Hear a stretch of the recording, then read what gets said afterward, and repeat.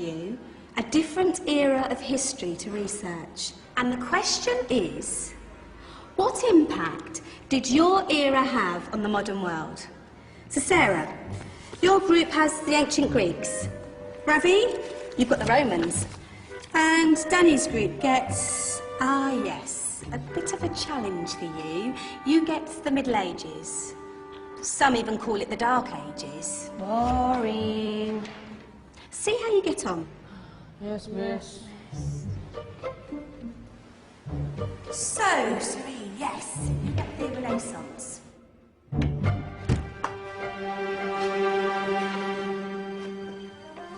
Is that the librarian? I guess so. How are the Dark Ages going to have anything to do with us? Excuse me. Sorry to bother you. What do you want? We need to find out what impact the Dark Ages had on the modern world. Never was a period of history so poorly named. Don't touch. It's priceless. And I suppose someone's been filling your head with the usual nonsense, eh? 1,000 wasted years. A black hole in history, am I right? Yeah, sort of. You see, it's always the same. You assume it was all mud, disease, death and destruction, with marauding mobs of barbarians ripping down the good of former civilizations, burning and plundering as they went, nothing of any worth invented either, eh? Oh, no. Go on with your free. Sorry to bother you. Come on, it's probably not worth it. Everyone knows that the Greeks and Romans invented everything anyway. Oh, did they now? And you're sure about that, are you? You know, I might just have something for you. You seem to be up to the task. I suppose I could... Follow me. I've got just the book for you.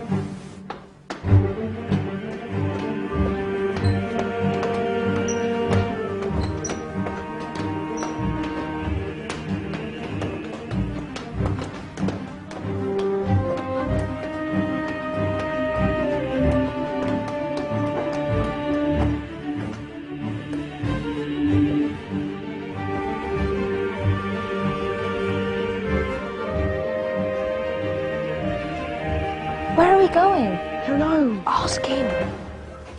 Excuse me. Where are we going? From darkness into light, my young friend. From ocean onto land, there are things you should know.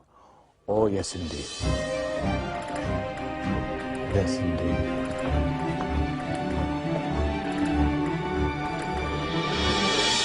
Now, I know I left it around here somewhere.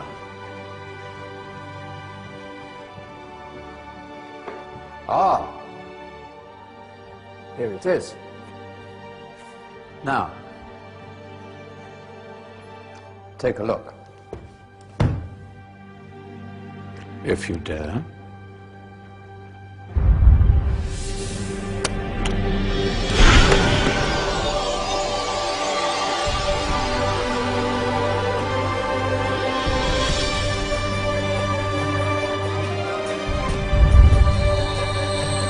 What's going on? Welcome to the Dark Ages, or as it should be known, the Golden Ages. Who are you? I am Al-Jazari, engineer and ingenious inventor. I thought you said this was the Dark Ages. It doesn't look very... dark.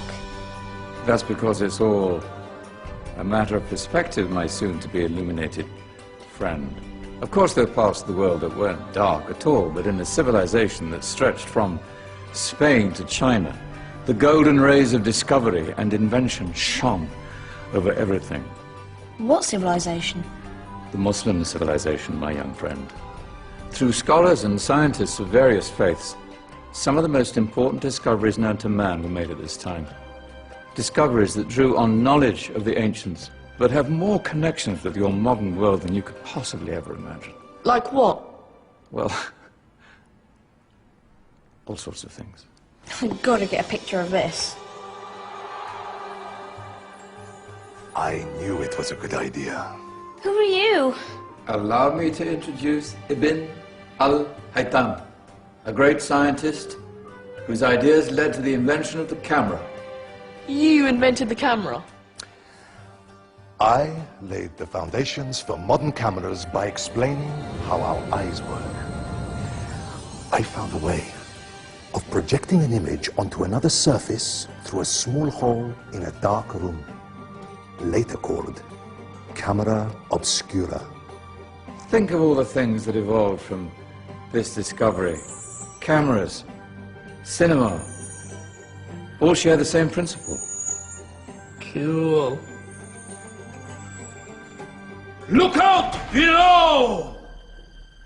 Who's that? That's my good friend, Abbas ibn Farnas, who gazed up to the heavens, passionate in his belief that man could fly. Whoa. Indeed, he dared to dream about flying 1,000 years before the Wright brothers. Do you know you all take your jet-setting holidays for granted, so it only seems fair to remember Abbas ibn Farnas. Stand by. I'm ready for takeoff.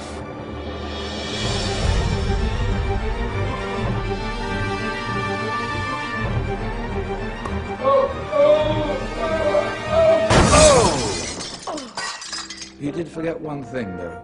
A tail, useful for landing. My back.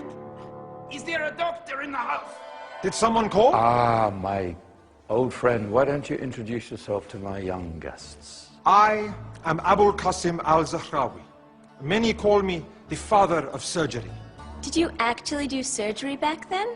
Of course we did. In fact, many of the surgical tools that I invented are still used in your modern hospitals. Excuse me, a patient needs my attention.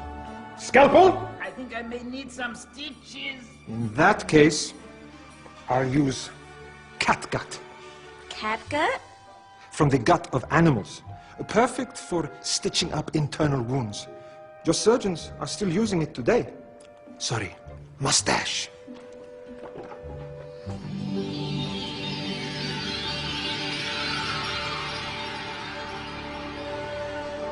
Who's she? That's Maryam al-Astrolabi, one of the many brilliant women of her time. She made sophisticated astrolabes. Astro what? Astrolabes. They show the sky and the stars on a small flat plate you can hold in your hand. Think of them as ancient calculating or timekeeping devices. Today you have your watch, your compass, satellite navigation, helping people and explorers travel the world. Science at its brilliant best. And all these things were developed during the Golden Ages. Yeah, that's just the tip of the iceberg. There were thousands of other inventions covering all areas of life, and in the years that followed, their influence spread across the whole of medieval Europe. So you see, it wasn't so dark after all. What about you? Me? What did you invent? Well, I don't want to be big-headed, but I made some groundbreaking advances in engineering. I suppose my most significant discovery converted rotary motion into linear motion using a crank and connecting rod. It's essential in pumps and engines.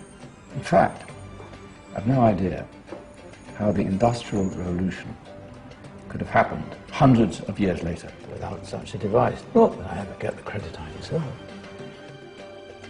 But my crowning glory was my amazing time-telling machine, my legendary elephant clock.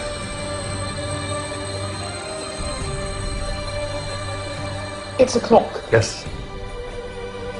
Dozens of components collected from different cultures around the world. Indian, Greek, Arabian, Egyptian, Chinese. Wow. A United Nations clock. That is pretty cool. Does it actually tell the time? Well, yes, of course. If it wasn't for me, thousands of people would be late for everything. Speaking of time, we'd better get you back. And remember, Spread the word. This is a golden age, and I've only shown you a tiny part of this wondrous time. There are countless other scientists and inventions directly connected to your modern world. You're just going to have to find out for yourselves. No, wait!